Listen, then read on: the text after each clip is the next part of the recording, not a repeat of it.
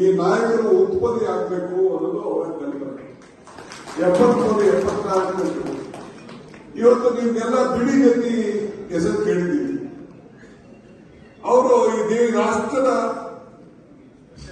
ರಾಷ್ಟ್ರಪತಿಗಳಾಗಿ, ಈ ರಾಜ್ಯದ ಮುಖ್ಯಮಂತ್ರಿಯಾಗಿ ವಿಲಾಸರಾವ್ ದೇಶಮುಖ್ ಕೇಳಿದ್ವಿ, ಮಹಾರಾಷ್ಟ್ರದ ಮುಖ್ಯಮಂತ್ರಿಯಾಗಿ, ಅವರು ಗ್ರಾಮ ಪಂಚಾಯತಿ ಅಧ್ಯಕ್ಷರಾಗಿ ಅವರು ಮುಖ್ಯಮಂತ್ರಿ ಆಗಿದ್ದರು. ಬಿಡಿ ಜತ್ತಿಯವರು ಕೂಡ ನಮ್ಮ ರಾಜ್ಯದಲ್ಲಿ ಬಿಜಾಪುರ ಜಿಲ್ಲೆಯ ಒಬ್ಬ ಪಂಚಾಯತಿ ಅಧ್ಯಕ್ಷರಾಗಿದ್ದರು. ಅಂದ್ರೆ ಇವತ್ತು ಜವಾಹರ್ಲಾಲ್ ನೆಹರು ನಮ್ಮ ಪ್ರಧಾನಮಂತ್ರಿಗಳಾಗಿದ್ದರು. ಅವರು ಕೂಡ ಹಲವಾರು ಮುನ್ಸಿಪಾಲಿಟಿಯ ಅಧ್ಯಕ್ಷರಾಗಿ ಅವರು ಕೆಲಸವನ್ನ ಮಾಡಿಕೊಂಡು ಬಂದರು. ಇವತ್ತು ತಾನೇ ನಾವು ಕೆಂಗಲ್ ಹನುಮಂತಯ್ಯನವರಿಗೆ ನಾನು ಮುಖ್ಯಮಂತ್ರಿಗಳು ಹೋಗಿ ಗೌರವ ಸಲ್ಲಿಸುವಂತ ಕಾರ್ಯಕ್ರಮ ಮಾಡಿ ಬಂದವು.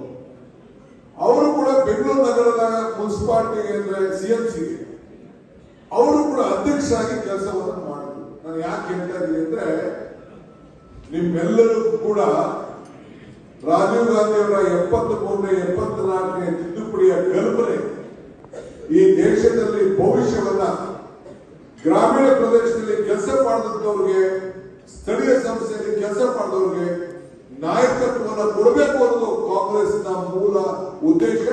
ಇದನ್ನು ನಾವೆಲ್ಲ ಗಮನದಲ್ಲಿ ಇಟ್ಕೊಂಡಿದ್ದೇವೆ. ಇವತ್ತು ನರೇಗಾ ಯೋಜನೆ ವಿಚಾರ ಇದೆ. ನಾನು ನನ್ನ ತಾಲೂಕಿನಲ್ಲಿ, ನನ್ನ ಕ್ಷೇತ್ರದಲ್ಲಿ ಹೋದ ವರ್ಷ ನೀವು ನಂಬ್ತಿರೋ ಬಿಡ್ತಿರೋ ಒಂದು ವರ್ಷಕ್ಕೆ 250 ಕೋಟಿ ರೂಪಾಯಿ ಕೆಲಸ ಆಗುವಂತ ಕೆಲಸವನ್ನು ಮಾಡಿದೆ.